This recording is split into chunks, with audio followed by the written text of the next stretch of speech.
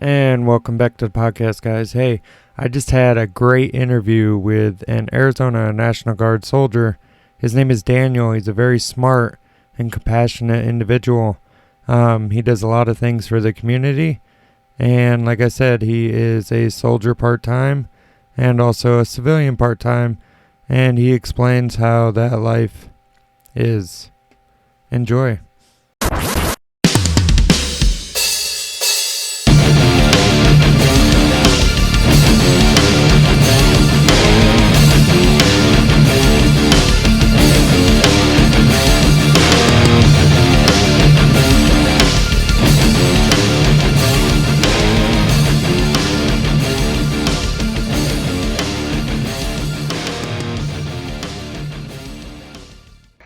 Why did you enlist? What were you expecting or hoping for? Let's see. So I enlisted in 2015. I was a junior. It was my junior summer of high school. So I had partied a lot in high school. Played football. Good stuff. Like I really liked being that popular person, I suppose. And then all of a sudden, a recruiter came up to me one day. It was at lunch in high school, and I didn't have lunch money that day. Oh, funny story, right? Recruiter's sitting there. He's got his little booth, and he's giving away a backpack. All you had to do is sign your name. But he was giving away donuts. So I'm sitting there, I'm looking at him like, yo, I'm hungry. So I walked over to the guy, introduced myself, got a donut, signed my name for the bag. Calls me like a week later, and he's like, hey, you didn't win the backpack. But now that I have you, he's like, are you interested in joining Army National Guard? Not once had I ever thought about it. And I was like, huh. And kind of the way things were going in school, I was like, all right, well, I'm on path to graduate. I don't really know what's after that. So I started looking into it more. They're like, oh, we'll pay for school. And that's kind of what sold me. I didn't really know what I wanted to do for school yet. Did I want to go to university, junior college? But they were going to pay for it. And as well, my grandfather, he was a Marine. He passed away when I was a kid. No one else in my family really joined the military. And I was like, you know what? Why not? So I joined the military. I shipped out like a week after my senior year of high school and been in since. And that's been July 5th, 2015 is when I enlisted. So I think this year is 8 years. Yeah. So you said you're 24, correct? Yeah, 24. 24. So I enlisted Saying when I you're was in the 17. National Guard. Yep. Still. Yep. That's awesome, man. Thank you. Yeah. Thank you for your service, and thank you for your continued service. Yeah, for sure. It's been fun. Okay, so how did you feel once you're officially on your way to basic training? So once you got out of high school and you went to MEPS and everything, Yep. that whole getting off the bus and having the drill sergeants yell at you. That was a culture shock. Culture shock. But you look at it, like I said, I played football, right? I've been playing sports since I was a little kid. I played all kinds of different sports. You get coaches yelling in your face. You get that team thing, and I went into it like, oh man, this is a whole different aspect. This is like real. This is the military, People are yelling at you, but the guy to your right and the girl to your left, that's your team. Right. And you just kind of, this isn't anything, dude. Just get past it. And we're here for a bigger purpose than ourselves. Unfortunately, you see a lot of people that don't think that way. A lot of people do think that way. And of course, you see the people, you can tell even now, 8 years in, when the people come to your unit, you can look at people and you're like, you can tell who's played sports, who's been part of a team, because they have those characteristics of a team. I think the reality, though, too, getting off at going to MEPS here in Phoenix wasn't too bad. Then I had my flight out to South Carolina, landed at Fort Jackson. It was hot. Here in Arizona, it's hot, but that's a whole different hot with the humidity. Yeah, for sure. Yeah, I pretty much got off. Again, like I said, it was like okay, reality check. This is where I'm at. What do we call it? Shark attack. I don't even think they do that anymore. I don't think they're allowed to. Really? That was really hectic because we're running on fumes, half asleep, and they're like, "Go find your bag," and they're just screaming in your face. And I was like, "What is happening? I just want to get my stuff and go in a ball." It was hot. But yeah, that was.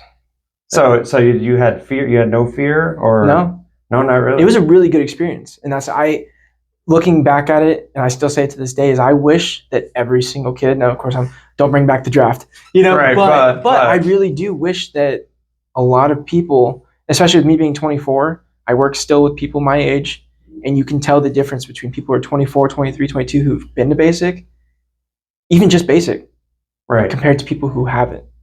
And those people have much better characteristics, whether it be leadership, teamwork, things like that. And those people stand out in society compared to those that don't. Right. It's the discipline. It's the discipline. Right. And right. a lot in new generation, a lot of kids don't have that. Yeah. So I agree with you. So at any point did you regret joining? Did you since okay, so your grandfather was in the Marines. Yep. Okay. And did you learn anything from him? Did he tell you stories or anything? Or I know you said he passed away when you were younger. Man had diabetes, smoked cigarettes all day. Didn't talk about it Didn't much? talk about it. No, right. He was just there. Yeah, he passed away when I was like 7. Okay. But we still have like at my house, we have like his ashes in his urn. We got all of his Marine memorabilia and stuff. So we have like a shelf in the house. So you got his stuff, and right above his is all mine. So like you said, you didn't think about it before you joined, so it wasn't already embedded. Nope. So you're kind of like me, where nobody in my family joined either. It was just kind of like a spur of the moment type of thing, and I was like, I got to try this. Yep. I think I was the only out of my senior class of however many we were. I was the only one to join National Guard, and I'm still. And that was, well, let's see. I've lived here in this town for 11 years, I think. Was the only one to join the Guard. I moved out to another city for a bit, moved out of state, came back, deployed, stuff like that. But I'm the only one that's still in this town, but just doing community outreach all the time. Like, not that I say like I don't have like not everyone knows me, but I know enough people in this town where I can go in with the veteran group. Do you know what CERT is? CERT? No, Community Emergency Response Team. Okay. So that's like basically it's all made of just citizens and residents of the town. Volunteer, but you have to go through a basic training, which can be online or in person. I just prefer both, honestly. But it pretty much, you're not a first responder, but you learn the basics of how to respond to an incident or an accident. I'm going to school for emergency management, so that's huge, emergency response, right? CERT is made up of all volunteers, so we teach them and train them how to respond to an earthquake, a flood, power outages. And then once you create that group of people, the goal within the city would be like have everyone at least go through the training of CERT. You don't have to be an active CERT member. You don't have to go to everything, but at least to get everyone knowledgeable in that training. Now that if there's a flood, well, I know that you're a member of CERT and you live down the street from me, so we can link up. I know that this guy across the street down here, we know that old man Jenkins is 90 years old. He can't take care of himself, so we're going to go ensure that he's safe during an emergency. Right. Stuff like that. But again, with the veterans, big on that. I coach football here in school, so I think everything I've learned, discipline-wise, outreach, teamwork, I love just being involved in this small community. Right. And I'm always looking for ways to keep getting involved because. So were you always like that, or did the military? I think so. Okay. I think so, but I don't know. Like even in high school football, like I wanted to do community service and stuff like that. I'm very much a people person. I like to talk to people. I think after probably basic training, once I had that status of being in the military, it was a lot easier for me to go to these places. Like, oh, this guy's in the military. So it was a little easier. And then, of course, still being in the people. I don't know if because I'm not active duty, so I don't know how it is. I know you guys probably know a lot of people too, active duty.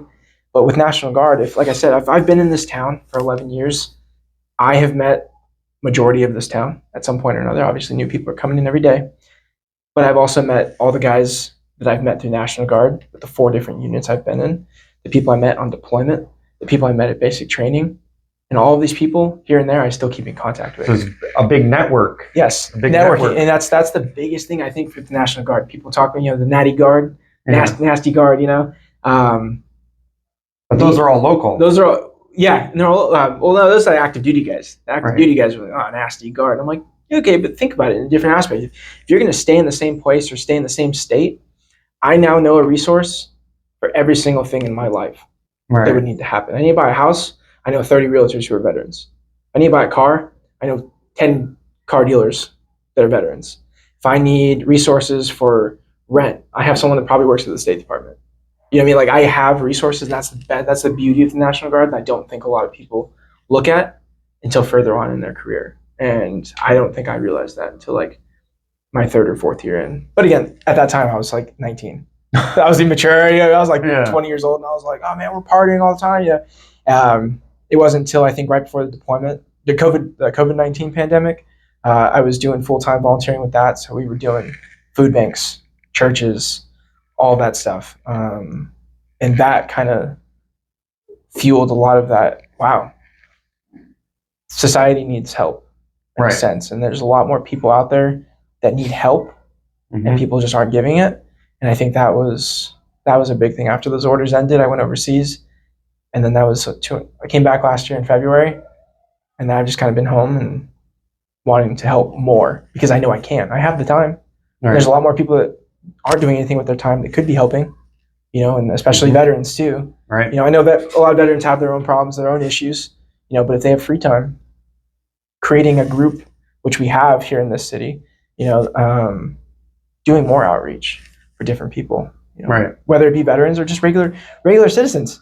Citizens needs help too, just regular old people, they need help.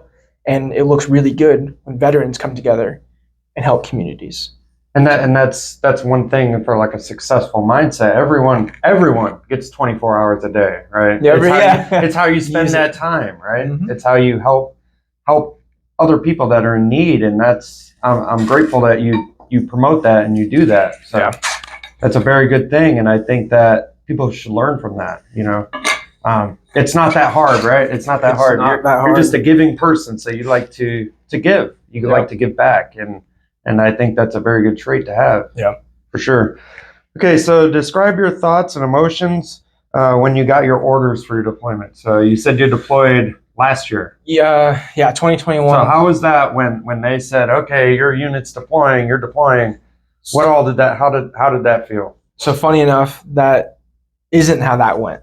I was actually with a different unit. I was up in Flagstaff, Arizona with MPs. Mm-hmm. I'm a commo. I'm 25 uniform, so I do radios and signal and stuff like that.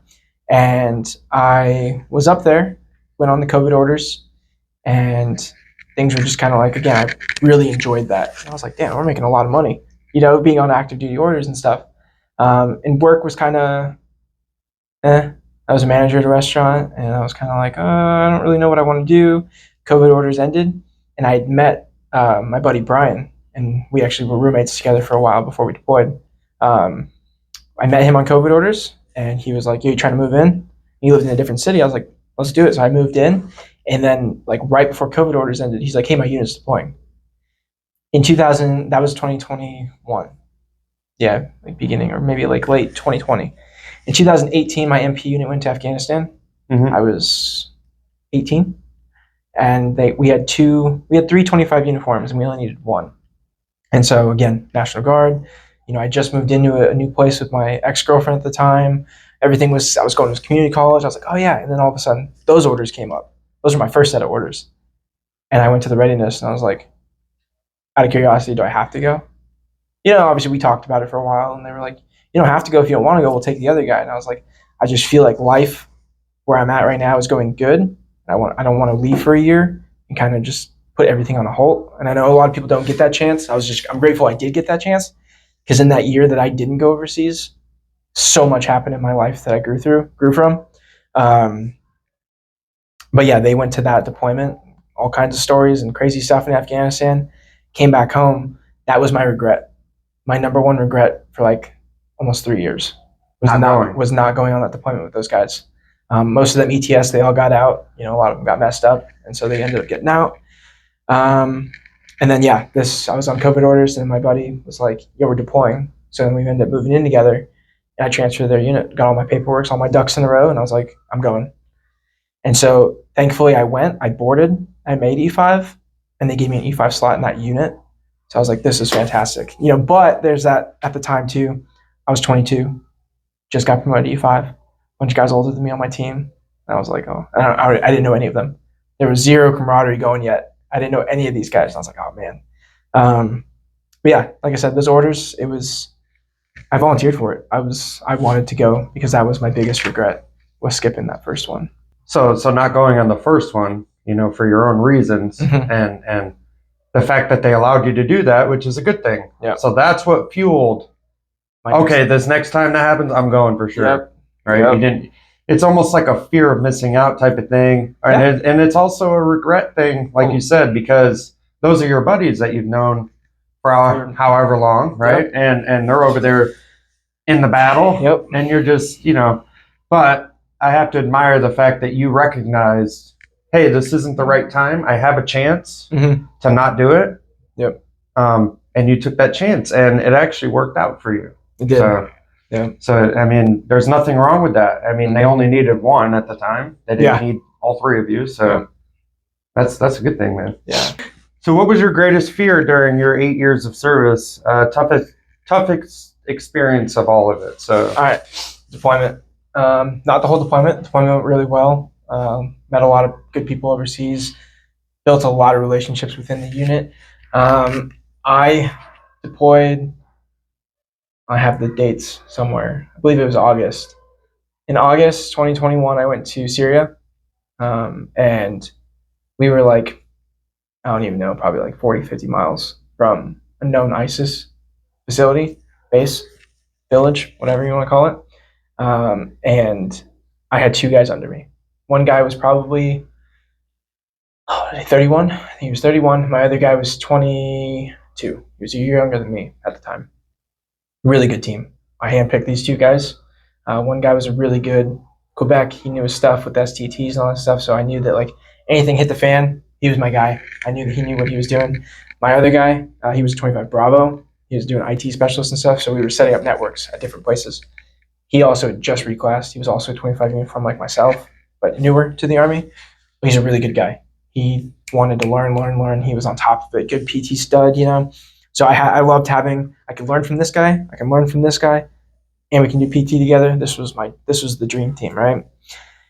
We get over there, we're there August, September, I'd say late October. There was what we have, I guess what you want to call it, imminent attack that we knew was going to happen. We got word from higher up. There's some intel right, that we were going to get slammed. And it wasn't even like seek cover. It was no, evacuate the base kind of thing. And we had my buddy, that was a 25 Quebec, the older guy. I didn't know too much about him before we left. I knew, obviously, we connected good in Kuwait and Iraq and stuff. He's an alcoholic. He got in with a lot of the translators, the local guys. Really, I mean, to this day, I still know all their names. Really good guys. I love those guys.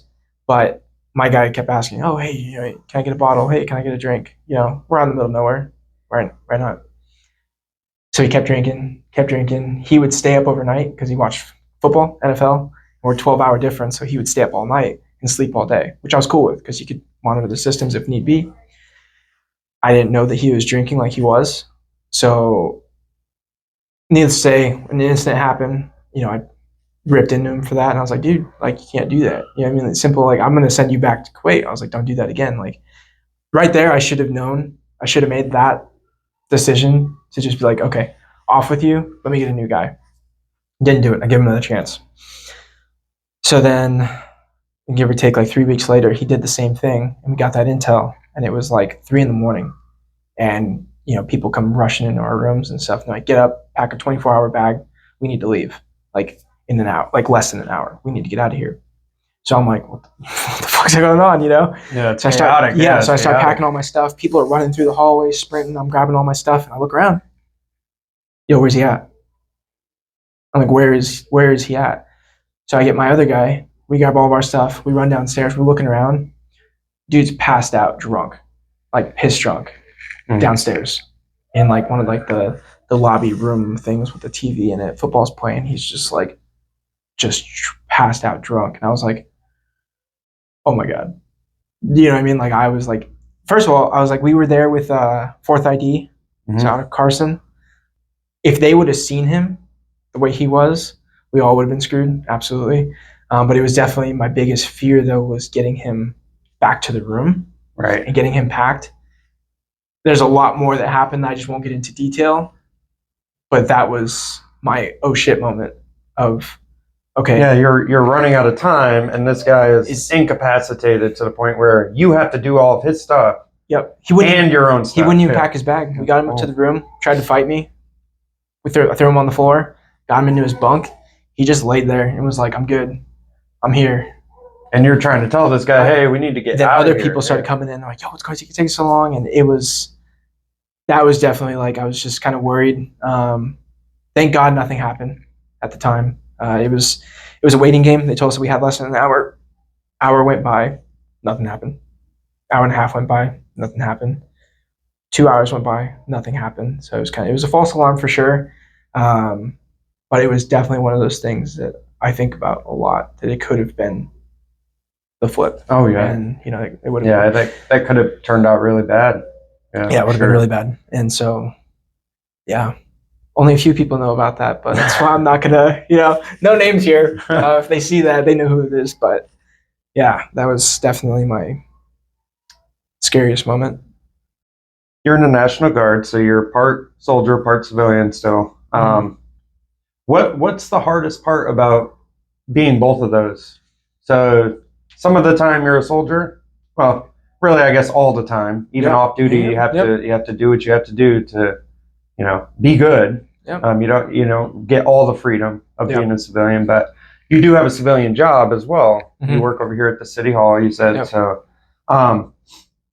what's the hardest part about both of those? So it's like, what's hard about the military?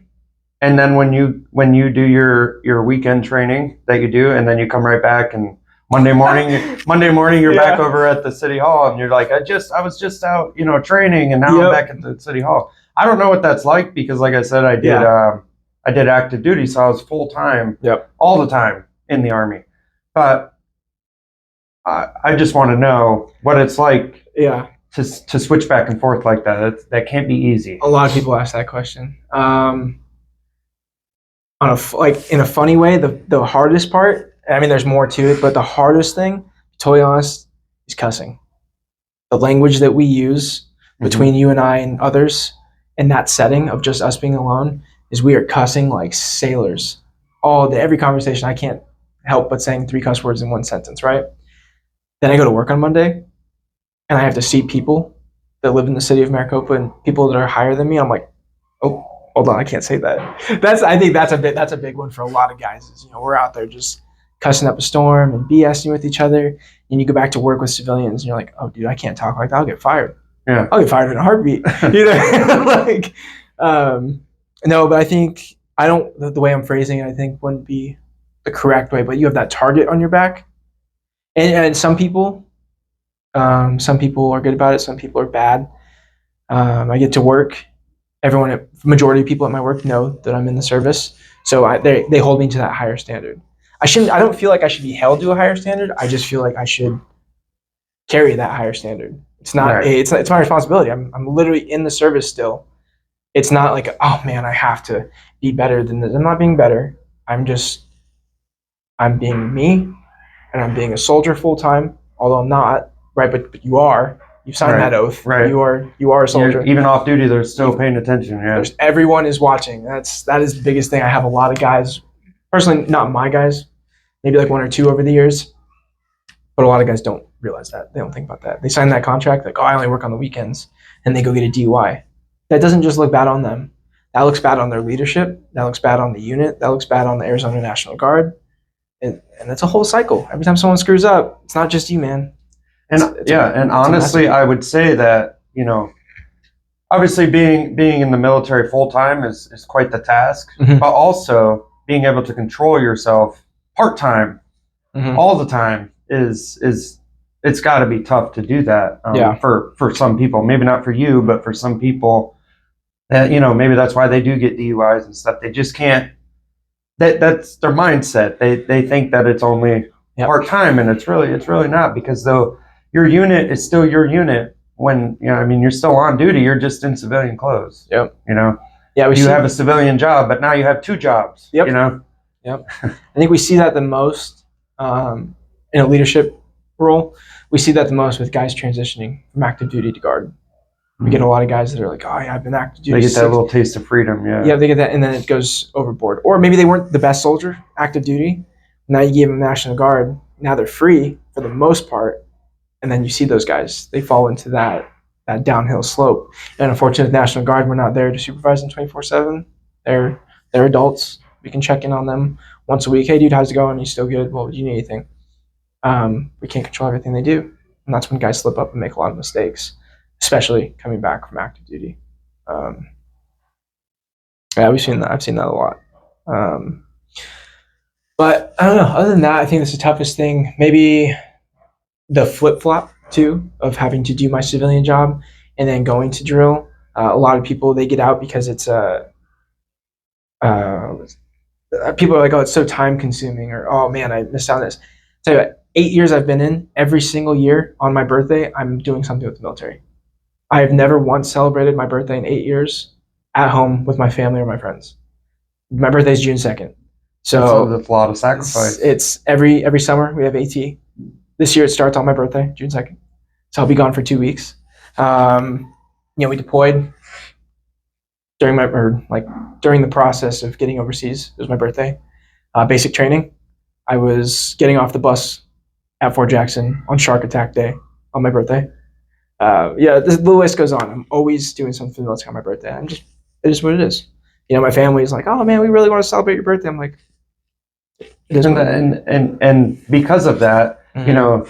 I consider it the same way. It's just a day anymore. So, yeah. It is I'm your just birthday. A year older. Damn. It is your birthday, but when you've missed so much, being deployed, mm-hmm. working, doing whatever, you don't always get the chance, like, a civilian, to get your birthday off. Like, you can request it off, and I can't request it off. Yeah. Like, not gonna happen. It don't work like that. Yeah. So it's a lot of sacrifice that people have to go through, and I think that's important to understand. When it comes to the military, mm-hmm. it is a lot of sacrifice. Yep. So, even with national, again, that's the big thing too, that common misconception with people in active duty or reserves and guard. No matter what the service is, it's still a lot of sacrifice that you have to do from time to time. All right. So is there anything you miss about your deployment? Anything you miss? Man, I missed the DFAC, man. I missed the DFAC, the free food. I guess it wasn't all free, but no, I definitely missed the group of guys I had. We had guys in Kuwait, we had guys in Iraq, and then eventually the Syria thing popped up. Then we all got back to Kuwait. That was just being with them. We played football together. We played like the team sports that they do at the bases. Like we did like a flag football league. We did league basketball. We did CrossFit workouts together. We ran on the track together. We did our ACFT tests together. Just spending a lot of time with those guys was my biggest blessing, because some of the guys were having a tougher time than others.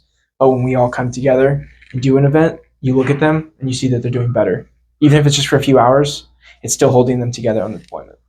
I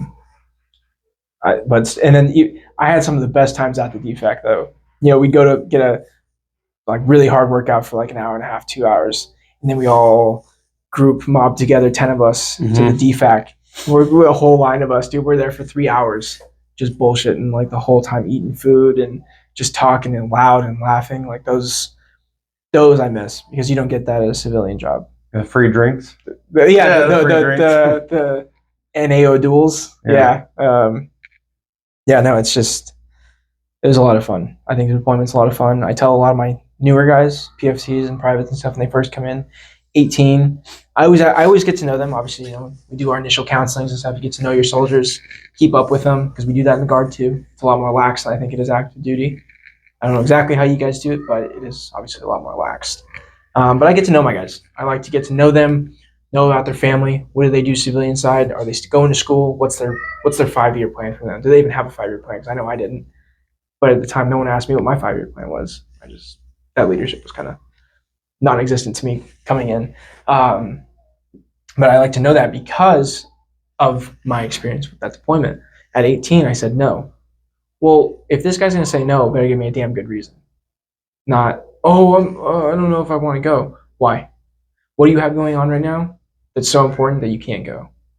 Just out of curiosity, right? And they give me the reason. And I'm like, okay, you don't have a reason. Just go. You're going to make a lot of money. You're going to make a fantastic amount of just experiences. You're going to learn so much. You might even learn more about your MOS. Mm-hmm. It's a growing opportunity. It's a growing opportunity. It's a growing up opportunity. A bunch of 18, 19-year-olds, a lot of the guys that deployed with us on this last one, they were 18, 19, 20. I think they came back a lot more mature adults, and that, again, sets them apart from them, the veteran 21-year-olds, to other 21-year-olds who haven't deployed or even in the service. That leads me to my next question. So in the past 8 years, of course, I joined in 2007, so I've been out about the time you got in. I got out 2016, yeah. So I've seen it change. Yeah. And I know you have seen it change, yes. Right? The attitudes, the way that things work now. How does that make you feel? How did that change? My biggest takeaway from that, obviously, I'm just a sergeant at some National Guard unit. I have no say in any of that. But my biggest takeaway would be, to my understanding, they took away a lot of yelling and the smoking. You can't smoke, soldiers, even at basic training. Like, cadre will get in trouble for that. Drill sergeants. That really hurts the units, the receiving units, because you get an 18, 19-year-old from when I came in. I was me, had another 19-year-old come in. Like, we were good guys. We were good soldiers. We listened. We had that discipline. Then a few years went down. You could see it was kind of more lax. They came in, like, they still listened, but they didn't really have great discipline. And now we're getting 18-year-olds. And I'm like, did we just pick you up off the street? Did you even go to basic? Did anyone instill anything in you? I'm really confused. And I think that's the biggest thing that's hurting. I know the military is low on numbers. And so at this point, waiver. Mm-hmm. Come in. We need people. And maybe that's why they're so lax now. And they're so lax. They're taking anyone, but it hurts. It hurts the units bad. And even if we waive a guy, like, say, they're ASVAB's 99, they're smart and they know what they're doing and job-wise, but it's their discipline that hurts. Because he could be the greatest, smartest technical person, he doesn't listen. But he don't listen to nothing. And you're like, oh my God, I want to rip my hair out. I think that's the biggest change I've seen. Of course, I talk about this one a lot with my newer guys, like the transgender thing that we're allowing. One of my best friends, she was she, and when we got to the unit, she was transitioning. It was right when the military, it was a very sensitive subject at the time. She was transitioning, and now he is, to this day, still one of my best friends. Obviously, I had no issues with that. It doesn't change the character of a person. Absolutely not. Absolutely not. And so, like I said, he's like one of my best friends to this day. We spent a lot of time together. Of me being commo, he was supply, so we were in the same supply area most of the time, and we were at the same unit together for like 4.5 years. So we built that friendship really well.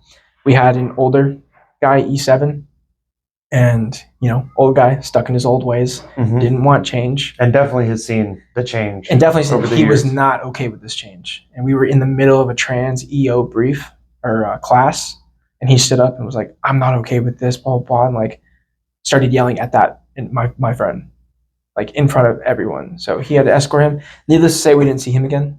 Right. I don't know if they readiness or whatever, they transferred him out, or separation. I don't really know what happened from the incident. All I know is we never saw him again. But it's things like that it still exists out there. And even in civilian world, it's still a work in progress. Absolutely. Well, like I said, it doesn't change the character of a person. It doesn't change. It might change the effects that they have on people visually and all this other, but the person is still the same person. And he was one of the hardest. Seriously, at that unit at the time, he was one of the hardest working people that I knew. And to that, like that right there, that should show you everything. How hardworking, shows initiative, knows what he's doing, yet he's still getting that criticism for these things from these people. I preach on that too with incoming specialists who are incoming to sergeant. Like, I haven't been a sergeant that long, but I can just tell. Like, a lot of people do mention me. They acknowledge, and a lot of younger guys, they admire me. I'm like, cool. Like, but that also puts, again, that target on my back where I have to keep upholding that standard, because people are always watching. You You slip up once, oh, they're going to call you out 100 times. Mhm. And you're like, fuck. And it's never judge that book by its cover is what this is all about. So even though you might be biased in the beginning, you still got to give it a chance. And it might surprise you. You know, and that's the best. That's the best thing about it. That's one of the best characteristics of a leader: adaptability, flexibility, and just being open-minded. I think that's it. Like anytime we fill out one of those things, like explain your characteristics. My number one characteristic is open-mindedness, because the world is ever changing. Not just the civilian life, military, everything around us, technology, everything is changing every single day. And if you get stuck in your old ways and you're a leader of people, you're going to get new people who believe in this stuff, and you're going to drag them down. They're not going to respect you. You're going to piss a lot of people off, and you're not going to progress because you can't adapt to the new changes. And as you can tell, that guy couldn't adapt with times, and negative consequences from that. And I preach that all the time. I'm like, guys, open-mindedness is the biggest thing. You have to be open-minded to everything. Things may suck. You may not agree with this. Keep an open mind. Think about if this incident happens, think about a month from now. You know, what good could come from that? Think about the good, obviously. Does it outweigh the bad? Even if it does, hey, let life happen. I like that. I like letting life happen. There's a lot of things you're in control of. There's a lot of things you're not. And too often people try to control the things that they're not in control of, and it stresses them out. They get mad. They hate life. They hate people. And can't live like that. So what do you think technology has done? You know, the phones and the TikTok and the Facebook and everything's that instant gratification that people are looking for. I know that in the military when I was in, it wasn't as available as it is right now. Yeah. And I'm wondering, and I'm sure they're wondering too, since you're still in, how does that play effect? Being that people want that instant, like, you've always heard the stories of like, okay, I'm going to post a picture on Facebook, and then I check back to see who's liking it, who's commenting, and they want that instant. I'm guilty of that sometimes. I'm like, yeah. Right. So I know that some things, at least when I was in, you have to work for it, you have to earn it, and it comes slow sometimes. Can you see that in the military now?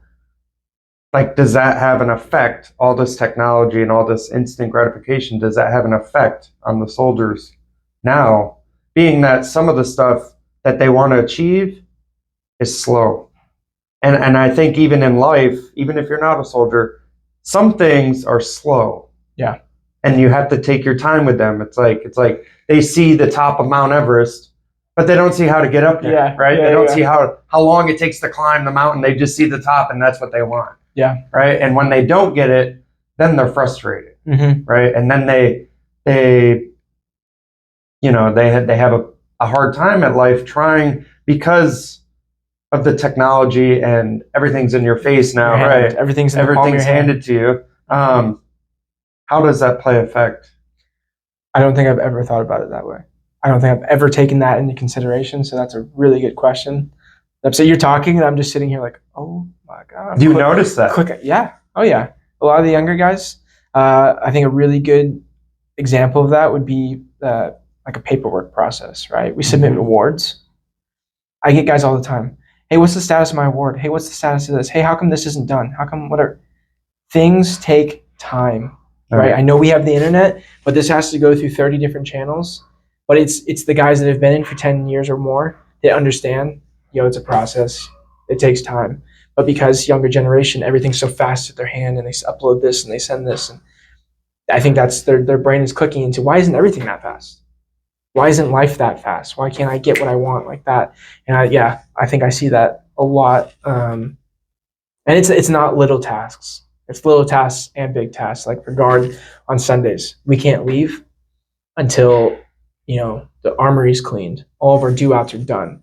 All of this. Then once they're all done, they want that instant gratification. Yeah. Are we released?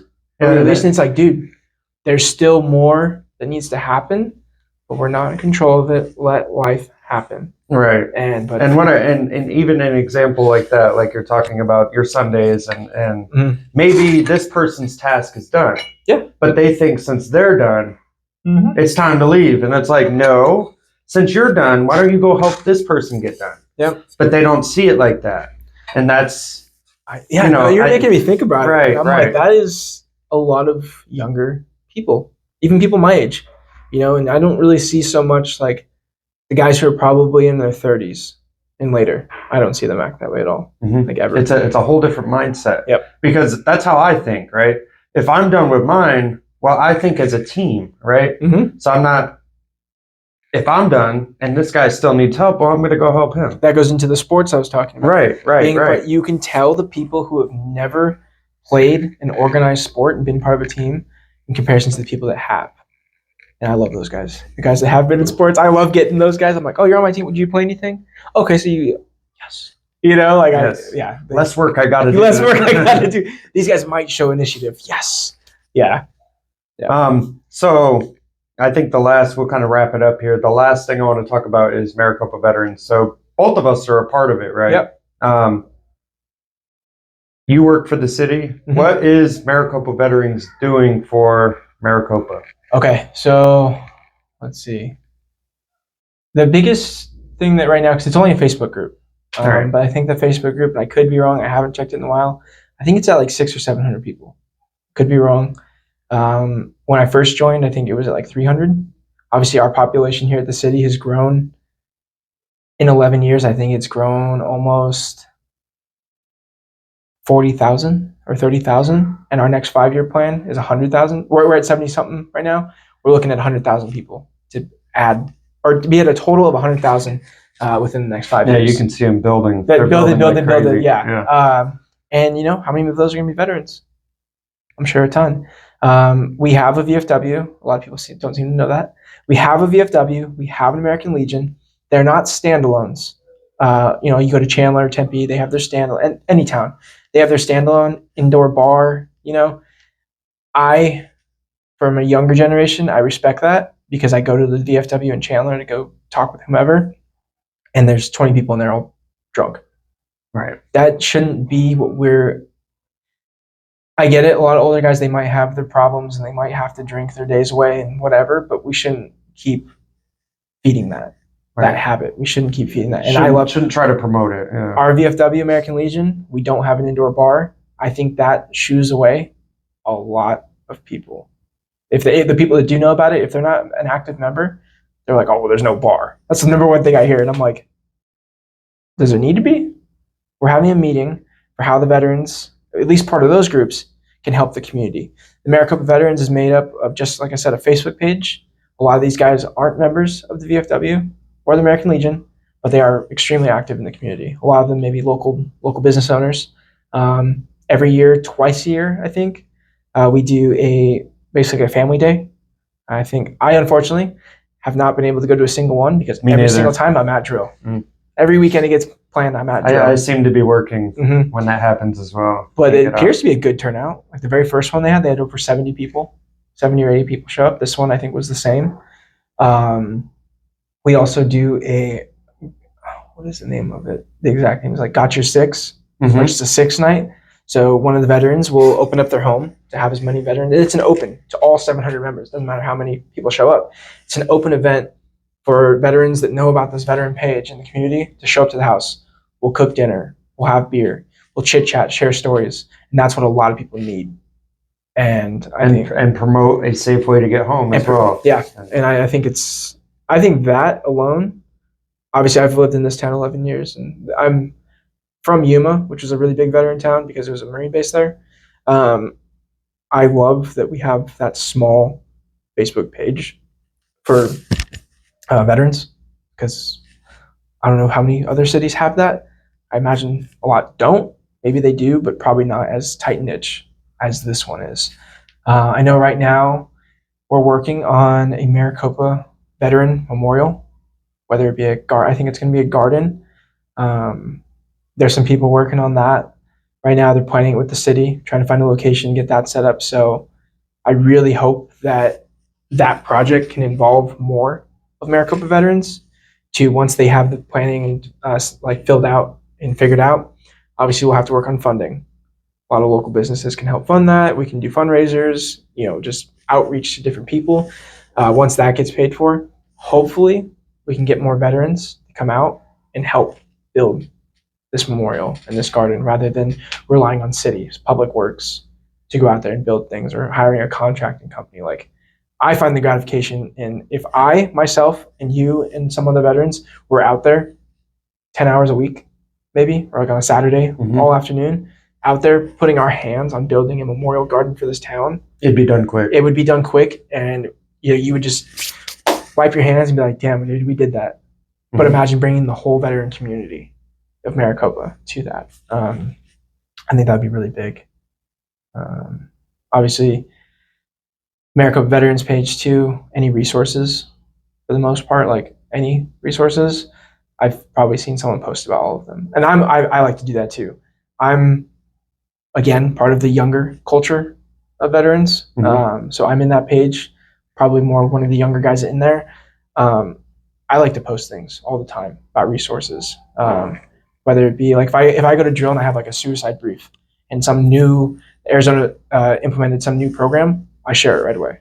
I want every single person to be aware of these services aren't just for people who are in service. They're for veterans who have been out of the service for 20 plus years. They're for civilians. Like, these resources are available to you guys. And I like to push that out. Let you know, anytime there's a city event, first aid and CPR certification, I push that out. Fire suppression classes. Never know when there's going to be a fire. I push that out. CERT, right? We were talking about CERT at the beginning of this. I've pushed that out multiple times. I've had 3 people from the American Veterans Group join CERT. So I think it's a good, it's not 700, but there is interest. More people join, word of mouth, more people join. And that's what, I mean, that's the goal. If the internet's good for one thing, that's exactly what it's good for. Networking and outreach. It will network. It will push the word for you. And you can do your job by pushing it out there and, keep promoting. And eventually it catches fire. I think that, like you said, the veteran group the Maricopa Veterans page will explode eventually.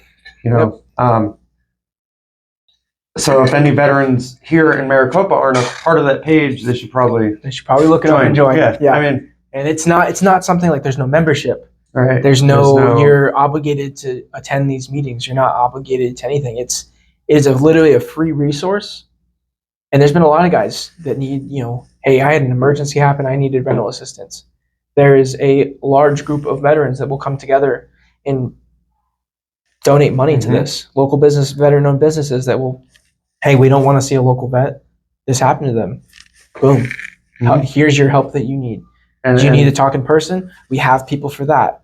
It's such a good group, and being part of that for the past, I think I've been in there 6 years, I think.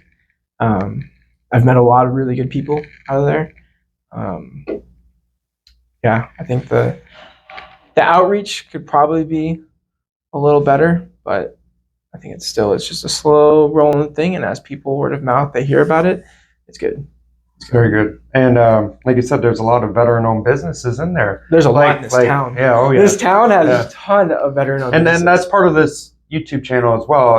As you know, I'm promoting businesses as well. So if any of those business owners want to come on and do what you're doing, I mean, I'd appreciate that, because the whole thing is spreading awareness is exactly what I'm trying to accomplish with this with this YouTube channel, is to promote awareness. We're going to talk about, veteran suicide, which should be on the top of everyone's mind, how we can mitigate that, because that's an ongoing issue that's been going on for years. And ever since the pandemic and stuff, it's actually gotten worse. When people fall on hard times, they feel hopeless and want to do certain things. I appreciate it. And I appreciate your service. Yeah. So, all right. Thank you.